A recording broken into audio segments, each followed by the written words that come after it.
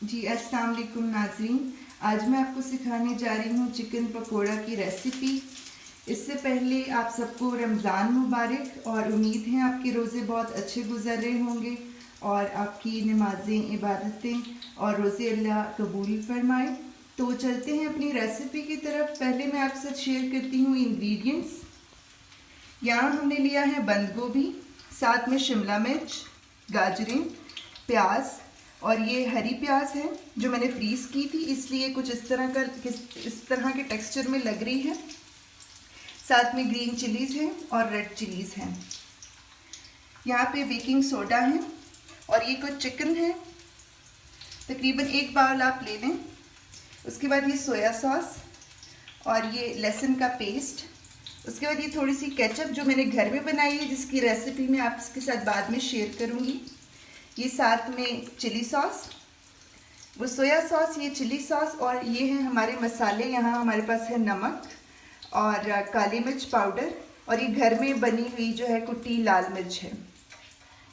यहाँ पे हमारे पास चावल का आटा तकरीबन आधी प्याली।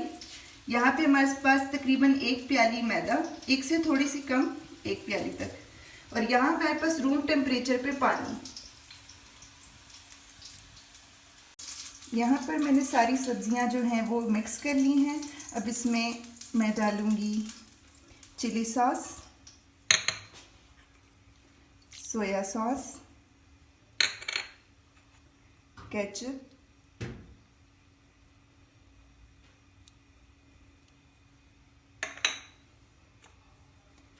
लहसुन का पेस्ट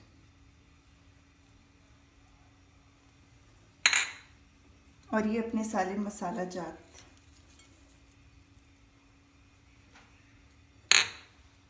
और इसके बाद मैं इसमें ऐड करूँगी अपनी चिकन और मैं इसको अच्छे से मिक्स कर लूँगी।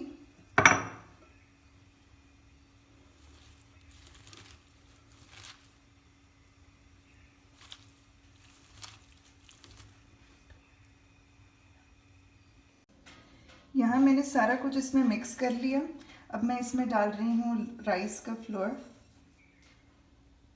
और साथ में अपना मैदा।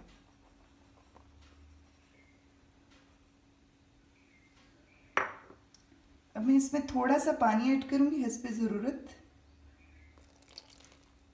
बिल्कुल थोड़ा थोड़ा आपने ऐड करना और इसको साथ में मिक्स करते जाना है।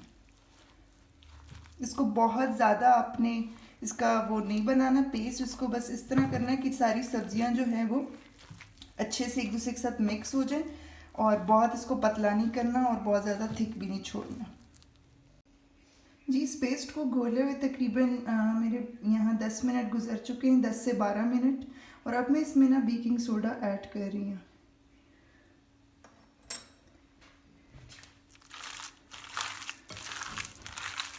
बेकिंग सोडा ऐड करने के बाद जो है मैं इसको सिर्फ 4 मिनट के लिए छोड़ूंगी, 4 से 5 मिनट के लिए। इसके बाद हम इसको तलना शुरू कर देंगे।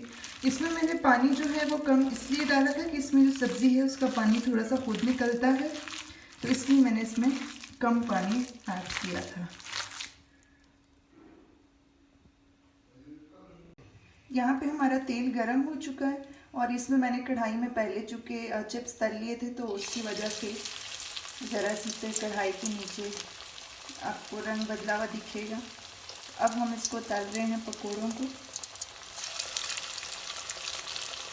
बहुत ज़्यादा बड़े बॉल्स नहीं बनाने, छोटे छोटे बॉल्स बनाने हैं ताकि अच्छे से सारा जो भी सब्ज़ी वगैरह इसमें वो अच्छे से पक जाए। इस वक्त पकोड़े हमारे फ्राई हो गए।